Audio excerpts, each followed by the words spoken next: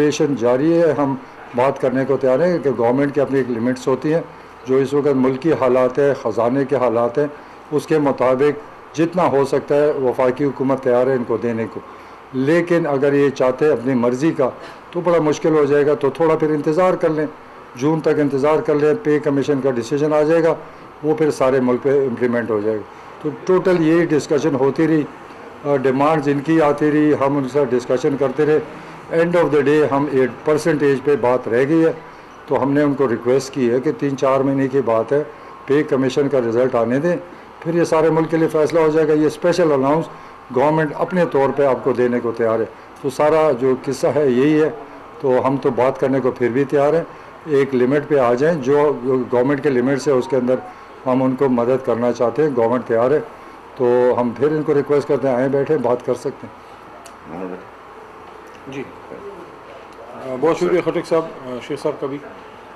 इनके साथ इंगेजमेंट हमारी जो प्रोटेस्टर्स हैं, सबसे पहले तो ये कहना चाहता हूँ कि ये रियासत के ज़िम्मेदार लोग हैं, हुकूमत के, रियासत के जो हैं मुलाजिम हैं और हमारे भाई हैं, और इनकी तमाम मसाइल पे जितनी इनको एक फ़िक्र और परेशानी है उससे शायद ज़्यादा अगर नहीं है तो कम हमें भी नहीं है। पहले दिन जब हमारे ये दोस्त आए एहतजाज के लिए, तो डिप्टी स्पीकर कासिम सूरी और मैं हम गए, उनसे मिले, और उसके बाद इस चीज़ को हमने वज़ीर-ए-आज़म साहब के नोटिस में लाए। वज़ीर-ए-आज़म साहब ने फिर इस पर एक हाई पावर्ड कमेटी बनाई, परवेज़ खान खटक साहब को और मुझे और हमारे साथ अरबाब शहजाद साहब को उसमें रखा। हमने इनको इंगेज किया शेख रशीद साहब से पहले, और उसके बाद इनके साथ गुफ्तगू होती रही और बतदरीज ये बात आगे बढ़ी है। काफ़ी इसमें बैठकें इनके साथ भी हुई और हमारी इस कमेटी की मीटिंग पे एंड पेंशन कमीशन के साथ भी हुई, क्योंकि ज़ाहिर है जो फाइनेंस के इश्यूज़ हैं वो तो उन्होंने हल करके देने थे। वज़ीर ख़जाना साहब से काफ़ी बैठकें हमारी इस कमेटी की हुई और उनसे फ़ोन पे भी रब्ता रहा और कल शाम तक उनसे इस पर रब्ता भी था। बहुत सी चीज़ें वो हल भी हो चुकी हैं, जिसमें अपग्रेडेशन है, जिसमें मर्जर है, सिर्फ ये परसेंटेज पे बात है और उम्मीद है इंशाल्लाह इनसे हम इंगेज कर रहे हैं, इंशाल्लाह इसका भी हल निकल आएगा। और फिर बाकी का जो है वो बजट में, लेकिन बजट से पहले भी हम इन पे जो 4 महीने हैं वो 4 महीनों के लिए भी जो है कमेटी इस पर राज़ी थी और वज़ीर ख़जाना साहब से और फाइनेंस मिनिस्ट्री से बात की थी, और ये 4 महीने का भी इनको रिलीफ देने के लिए तैयार हैं। लेकिन कुछ जिस तरह खटक साहब ने बात की, कुछ लिमिटेशंस हैं, अगर उसका भी हमारी ये मुलाजमीन ख्याल रख लें और देख लें कि कितनी मुश्किलात में हुकूमत चल रही है, तो इंशाल्लाह हल हो जाएगा। उम्मीद है इंशाल्लाह इंगेज जब करेंगे मज़ीद इंशाल्लाह हल हो जाएगा। दूसरा जो इशू इन्होंने यहाँ पर पैदा हुआ है वो ये है कि सूबाई हुकूमतों के जो मुलाजमीन हैं वो भी यहाँ पर आ गए। हमने उनको कहा कि ये वफाकी हुकूमत के फ़ैसले तो वफा कर सकती है, लेकिन सूबाई मसले जो है सूबाई करती है, क्योंकि 18th अमेंडमेंट के बाद ये इख्तियार हमारे पास नहीं है कि हम सूबों को ऑर्डर करेंगे तनख्वाहें बढ़ा दें, ये इशू सॉल्व कर दें। तो हमने इनको कहा कि हम सूबों को डायरेक्शन दे देंगे ताकि वो आपके इशू सॉल्व करें। तो अगर सूबाई हुकूमत के इशूज़ पंजाब के, बलूचिस्तान के, KP के, वो यहाँ लेकर हमें कहें कि आप इसको इशू सॉल्व कर दें, तो हमारे लिए नामुमकिन है, वो आइन की खिलाफ वर्जी है जो हम कभी भी नहीं कर सकते।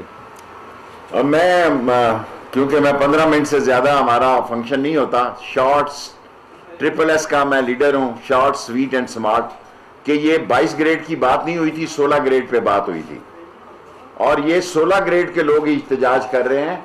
लेकिन हमें शक था कि ये 22 ग्रेड वाले भी इनके पीछे इनमें शामिल हैं।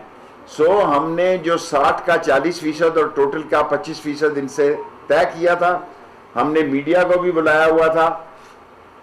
सेकेंडली जो इम्पोर्टेंट बात थी कि भाई हम इनके साथ, इन्होंने कहा पे एंड पेंशन तक हमें ये सहूलत चाहिए, और ये हम इनको टोटल 24, परवेज़ खटक साहब ने कहा मैं 25% कह देता हूँ, 25% तक तैयार है। बाकी उनका राइट है इhtजाज करना कानून के दायरे में। अगर सियासी पार्टियां इसमें मुलव्वस होंगी तो उसका नुकसान जो है, हम और ये सरकारी मुलाजम हैं, हम एक हैं। इसमें अगर सियासी पार्टियां मुलव्वस होंगी और इसको सियासत का रंग देंगी तो फिर ये सरकारी मुलाजम जो हैं वो नुकसान में रहेंगे। मैं नहीं चाहता कि सरकारी मुलाजम जो हैं वो नुकसान में रहे, ये इनका हक है। पिछले 5 महीने से ये टीम जो है ये इनसे मुज़ाकरात कर रही है।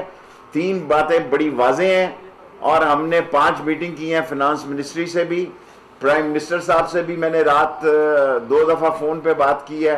नंबर 1, हम 1 से 16 ग्रेड में करने के लिए नोटिफिकेशन जिस वक्त ये कहेंगे करने के लिए तैयार हैं। कैबिनेट से भी मंगल के दिन अप्रूव करा देंगे। नंबर 2, जैसा परवेज खटक ने कहा, सूबों से हमारा कोई तल्लक नहीं, हम कहेंगे कि इनकी बात सुनी जाए।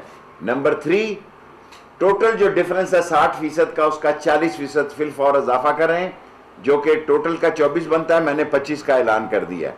और एक गुजारिश की है, पिम्स वालों का मैं मशकूर हूँ, उन्होंने अपनी स्ट्राइक ख़त्म कर दी है। जो एजुकेशन वाले हैं उनका मसला कोर्ट का मसला है, उनका मसला हमारे मरकज़ से नहीं है। मरकज़ी हुकूमत की पूरी कोशिश होगी कि ये मामला बामी अफ़ाम और तफ़हीम से तय हो, और इस बामी अफ़ाम और तफ़हीम से जो 4 महीने में बात चल रही थी, 1 से 16 ग्रेड की चल रही थी, मुझे उम्मीद है कि इसके कल परसों तक बेहतर नतीजे निकल आएंगे और अच्छी खुशखबरियाँ भी आएंगी इंशाअल्लाह ताला। हम मज़दूरों के साथ चलना चाहते हैं, मज़दूरों को साथ देकर चलना चाहते हैं, और मज़दूरों से ये तोक़े करते हैं कि उनकी जिद्दोजहद में किसी सियासी पार्टी की कोई सियासत मुलव्वस नहीं होगी। क्वेश्चन शेख साहब 26 मार्च को पीडीएम ने जो है वो कॉल दे रखी है, इसकी उसके लिए हुकूमत की क्या? हम तैयार हैं बिल्कुल, जिस तरह इलेक्शन कमीशन में वो आए, हमने उनका बामी अफाम उनको गाड़ियों तक को आने दिया। 26 तारीख से पहले, अभी 26 को 2 महीने पड़े हैं, वो अपनी प्रैक्टिस कर रहे हैं मुख्तलिफ जलसों की, और जितनी प्रैक्टिस करते जा रहे हैं उनका जो रिजल्ट है वो ख़राब होता जा रहा है, लोग थक रहे हैं। 26 मार्च के लिए हुकूमत की तरफ से इमरान खान साहब ने मुझे कहा कि शेख रशीद कोई रुकावट नहीं डाली। एजाज एक एजाज सैयद। अच्छा शेख साहब ये बताइए कि परवेज खटक साहब, आप भी और मोहम्मद अली साहब, कि अभी क्या छोटे छोटे सवाल करें, क्या अभी जो इस्लामाबाद सेक्रेटेरिएट ये बंद रहेगा या उसे खोलने के लिए क्या तरीका कार है? क्योंकि जाल मुसलसल जारी है। एक बात, दूसरी, इनके बंदे जो गिरफ्तार हुए हैं, एक तो रहनुमा गिरफ्तार हुए, एक सरकारी मुलाजिम, उनके लिए उनके बारे में भी हम सोच लेंगे, जब बात किसी जगह पे पहुंचेगी तो ये बात भी सुन लेंगे। जी जाहिद, मरियम नवाज ने भी और बाकी सियासी लीडर्स ने भी इस एहतजाज की हिमायत की, आप क्या कहते हैं? देखें, मैं समझता हूं कि अपोजिशन पार्टियां ऐसे बयान देती रहती हैं, कोई बात नहीं है, ये इनका फर्ज है, ये सरकारी मुलाजम है। रूल्स जो हैं ना मरियम साहबा पे लागू होते हैं, ना फजल रहमान साहब की भी कल मैंने बात सुनी है, उनकी कॉल भी सुनी है, ना उन पे लागू होते हैं।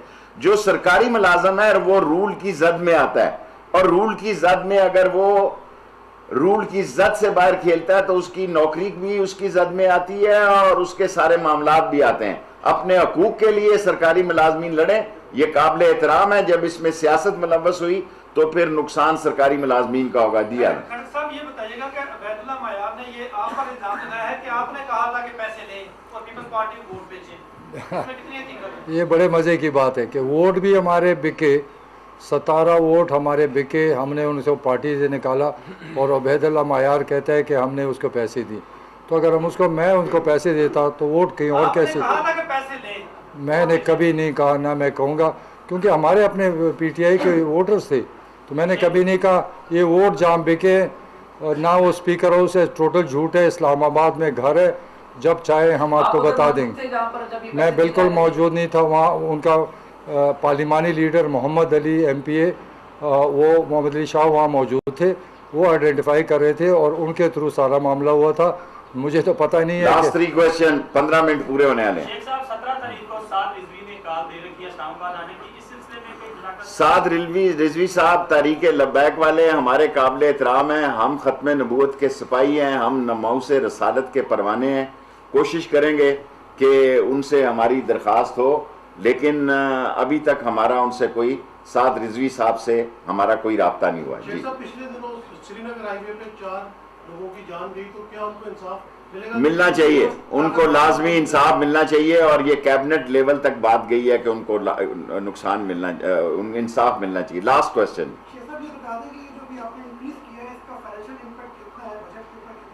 ये कोई 46 से 62 अरब रुपए तक का डिफरेंस है। एक में 42 बनता है, दूसरे में 62 बनता है। और अगर ये इंक्रीमेंट में उनकी बेसिक सैलरी में जो वो डिमांड करते हैं, फिर पेंशन में कई अरबों हार रुपए का फर्क पड़ता है।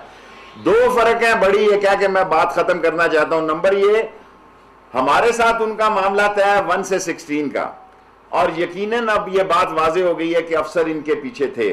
अच्छी बात है, उनका भी हक है, उनकी भी तनख्वाहें बढ़नी चाहिए। नंबर 2, हमने ये कहा कि एवरेज इनका डिफरेंस है हाईएस्ट सैलरी की जो 22 इदारे हैं उनसे 60% का, इसमें 40% देते हैं और 40% का मतलब है कि 24 की बजाय 25% देते हैं। नंबर 3, सूबों को कहने के लिए तैयार हैं कि इनकी बात सुने, अगर जरूरत पड़ी मैं और परवेज खटक और अली मोहम्मद इनके साथ प्रोविंस में जाने के लिए भी तैयार हैं। YouTube पर गुगली टीवी देखने के लिए youtube.com की सर्च बार में गुगली टीवी टाइप करें। गुगली टीवी के पेज पर सुर्ख रंग के सब्सक्रिप्शन वाले बटन पर क्लिक करना ना भूलिए। YouTube पर अपलोड होने वाली वीडियो से बाखबर रहने के लिए बेल आइकॉन पर क्लिक कीजिए। आपको हर नई आने वाली वीडियो के बारे में नोटिफिकेशन मौसूल हो जाएगा।